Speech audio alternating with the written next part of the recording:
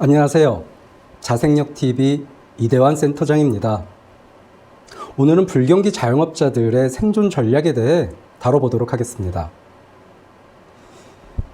2020년 전 세계적 팬데믹 해제 이후 벌써 2024년 3분기 중반인데 어때요? 우리 동네 자영업 하시는 분들 어떤가요?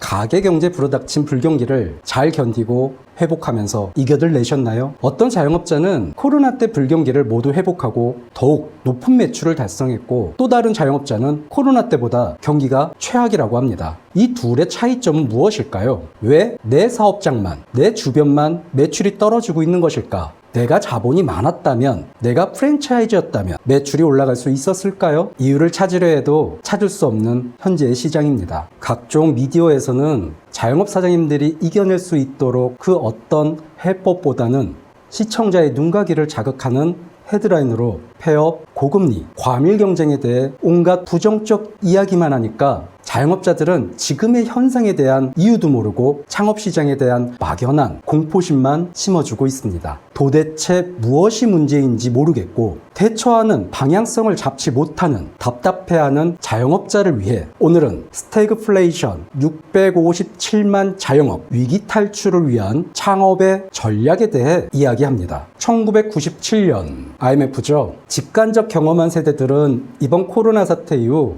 노동을 통한 근로 수익보다 많은 젊은 세대들이 부동산과 주식, 코인과 같이 금융투자 소득에 집중했다는 걸 익히 아실 겁니다. 과거 낮은 대출금리는 금융투자 소득을 목적으로 얼마 전까지 소위 영끌이라는 신조어로까지 탄생시키며 투자의 세계로 집중시켰죠. 그렇다 보니 과밀현상이 발생해 기본 주택시장에서 50%에서 150% 폭등하고 정상적 소득으로는 더 이상 주택을 마련하기 힘든 비상식적인 현상이 발생하고 있습니다. 2023년 1월부터 유지되고 있는 3.5%의 한국은행 기준금리는 주택시장의 임대차 시장까지 영향을 끼쳤고요. 이후 도미노 현상으로 가계 경제에까지 영향을 끼치고 있습니다. 장사는 계속 안 되는데 월세는 계속해서 올라가고 있죠. 그리고 얼마 전 우리 2025년도 최저인건비가 또 결정이 났습니다. 10,000원이 넘어갔어요. 주유수당까지 하면 물론 2024년도에도 10,000원은 이미 넘어갔지만 상징적이죠. 이 모든 경제 지표가 인플레이션이 가속되니까 대부분의 모든 원부 재료비가 오를 수밖에 없는 겁니다.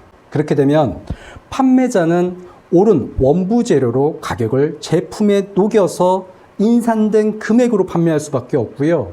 또는 마케팅의 일환으로 가격은 그대로 유지할지라도 양을 줄이는 꼼수로 판매하는 경우도 많습니다. 경기가 힘들 때 대부분 소비자는 지갑을 닫고 소비를 안 하거나 최소한의 비용만 소비를 합니다. 소비를 안 하면 기업이 힘들어지게 되고요. 기업이 힘들면 근로자 퇴사를 종용하게 돼요. 또는 근무 시간제를 변동해야 하는 연쇄적 고리가 만들어지게 되는 거죠. 지금과 같은 사회 현상이 오랜 기간 지속하게 되면 대한민국의 경제 상황은 디플레이션으로 자칫 흐를 수도 있습니다. 그래서 정부는 국가의 경제를 방어하며 경기 부양을 위해 금리를 단계적으로 낮춰서 조정할 수밖에 없습니다. 동네에 조그만 자영업을 하려는데 왜 복잡한 경기 흐름까지 알아야 하냐면, 경제의 흐름을 알아야만 소비자의 현금 흐름을, 그 심리를 이해할 수 있고요. 경기가 어려울 때 그들의 니즈를 파악해야만 고객이 원하는 소비 금액과 제품을 만들 수 있기 때문입니다. 복잡한 경제 상황에 대응해서 시대적 트렌드에 대한 신제품을 만들고 지역 내 한정된 소비 패턴을 찾아서 자신의 업종이 그 소비 안에 들어가 고객의 소비를 유도하는 것, 그것이 바로 자영업자가 생존할 수 있는 마케팅이에요. 지금 세계는 하이퍼 인플레이션이라고 그러죠. 그 영향으로 모든 원부 재료와 인건비가 상승했어요. 화폐의 가치 하락으로 어제의 1만 원의 가치와 오늘의 1만 원의 가치가 틀리게 적용됩니다. 그렇다면 소비자의 지갑이 얇아지고 있다는 걸 아는 자영업자는 가격을 올려야 할까요? 아니면 현재의 가격을 유지해야 할까요?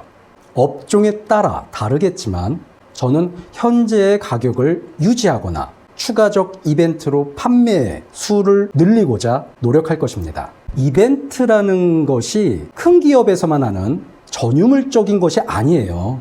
어렵게 생각하지 마세요. 그들 대형 기업이 우리 자영업자들의 훌륭한 멘토이자 스승이라고 생각을 하시길 바랍니다. 그들은 이미 비싼 임금을 주고 고용한 전문가들 있죠? 그 사람들이 하는 걸 잘 보세요. 어떤 이벤트를 하고 어떻게 진열을 하고 어떤 상품들로 세트를 묶고 운영을 하는지 우리 업종에 대입해서 잘 따라해 보세요. 간단하게 예시 하나 드릴게요.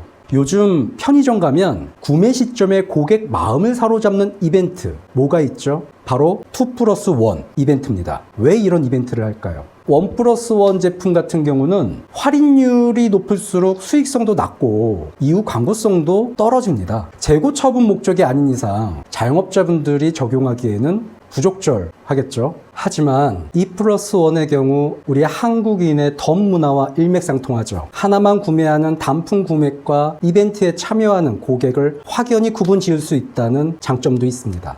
그 많은 다양한 상품들 중에서 다른 상품을 구매할 수도 있지만 대체할 수 있는 상품을 소비자에게 안내해서 고객의 결정을 도울 수 있는 수단이 되기도 합니다. 이 방법을 쓰면 매출력과 함께 상품의 회전율을 더 높여서 재고를 낮출 수도 있겠죠. 다양한 경제적 효과를 얻을 수 있는 구매 시점에 고객의 마음을 흔드는 마케팅 예시입니다. 경기가 안 좋고 시장이 불안할 때는 부익부 빈익빈 현상이 더욱 뚜렷이 나타나요. 이때 시장의 고객 소비는 양분화됩니다. 여기서 양분화라는 것은 고급화 고가 전략 시장과 평균화 저가 시장으로 나뉘게 돼요. 특정 업종으로 예를 들면 편중될 수 있기 때문에 아쉽지만 본인들의 업종, 업태, 동종 업종을 잘 관찰해 보시고 본인들의 포지셔닝된 차별화 전략을 구현해 보세요. 최근 레트로 감성을 자극하는 마케팅이 눈에 많이 띕니다. 많은 사람이 자신에게 가장 찬란했던 순간을 기억하며 회상한다는 건 지금 처한 상황이 잘 안 풀린다는, 곧 위기가 감지된다는 동물적 신호로 저는 해석해요. 그 신호를 가볍게 보지 마세요. 누구나 삶에서 가장 빛났던 순간이 있죠. 어떤 이에게는 지금의 순간일 수도 있고요. 어떤 이에게는 과거의 순간일 수도 있어요. 또 어떤 사람한테는 아직 그 빛나는 순간이 오지